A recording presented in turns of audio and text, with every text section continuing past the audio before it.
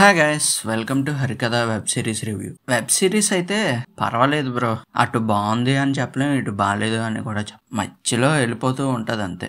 Series కోసం చెప్పే కన్నా ముందు ఒక విషయం చెప్పాలి భయ్య. ఈ సిరీస్ చూడాలనుకుంటే ట్రైలర్ మాత్రం అస్సలు చూడకండి. ఎందుకంటే సిరీస్ లో ఉన్నవే కొంచెం మెయిన్ పాయింట్స్ అవన్నీ తీసుకొచ్చి ట్రైలర్ లో పెట్టేశారు. అది అసలు ఆ ట్రైలర్ ఎందుకు అలా కట్ చేశారో నాకైతే అర్థం అవ్వలేదు. దయచేసి ఈ సిరీస్ చూడాలనుకుంటే ట్రైలర్ చూడకండి అంతే. ఈ సిరీస్ లో నాకు బాగా నచ్చింది ఏంటంటే, ఒక మనిషిని చంపుతున్నప్పుడు అక్కడ ఆ దేవుణ్ణి చాలా బాగా ఎలివేట్ చేసి చూపిస్తుంది. అది చాలా బాగుంది. ముందుగా అయితే క్యారెక్టర్స్ కోసమే మాట్లాడుకోవాలి భయ్య. ఎందుకంటున్నానంటే ఇందులో అందరి క్యారెక్టర్స్ బానే ఉన్నాయి. రాజేంద్ర ప్రసాద్ గారు, శ్రీరామ్ గారు, పూజిత పొన్నాడ, దివి, దాస్ గా నటించిన ఒక అబ్బాయి చాలా బాగా చేశారు. వీళ్ళంతా మెయిన్ లీడ్స్ కూడా వీళ్ళే.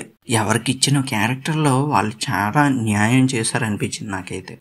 ఇంకా స్టోరీ విషయానికి వస్తే, అరకులో సస్పీషియస్ గా కొన్ని మర్డర్స్ జరుగుతూ ఉంటాయి. అలాగని చచ్చిన వాళ్ళు ఎవరు మంచోళ్ళు కాదు, వాళ్ళందరూ ఏదో ఒక తప్పు చేస్తున్నారు. వాళ్ళని చంపుతున్నది కాకపోతే దేవుడు చంపుతున్నాడు అనేటట్టుగా క్రియేట్ చేసి చూపిస్తారు. కానీ వాళ్ళని చంపడానికి దేవుడే ఎందుకు రావాలి, వాళ్ళని అంత తప్పు ఏం చేశారు అని తెలుసుకోవాలంటే సిరీస్ కంపల్సరీ చూడాల్సిందే. కథ అయితే నాకు చాలా బాగా నచ్చింది, అందులో డౌటే లేదు. చాలా కొత్తగా ఉంది.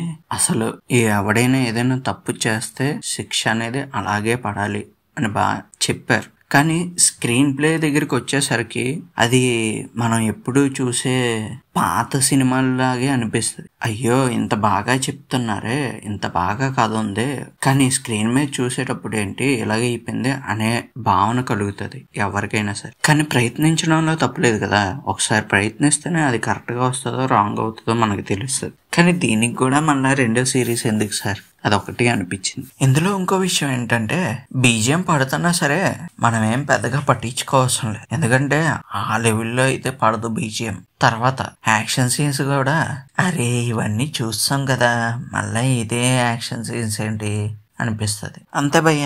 ఇంకా ఇంతకు మించి సిరీస్ లో చెప్పుకోవడానికి అంటూ ఏముండదు. దీనికన్నా మీరు ఎంజాయ్ చేయాలంటే వికటకవి ది బెస్ట్ సిరీస్ నేను ఇప్పటిదాకా చూసిందా.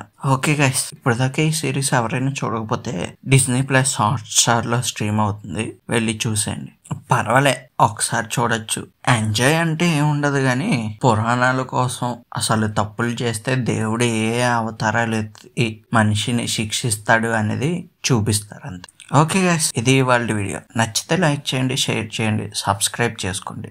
నచ్చితేనే, నచ్చకపోతే వద్దు.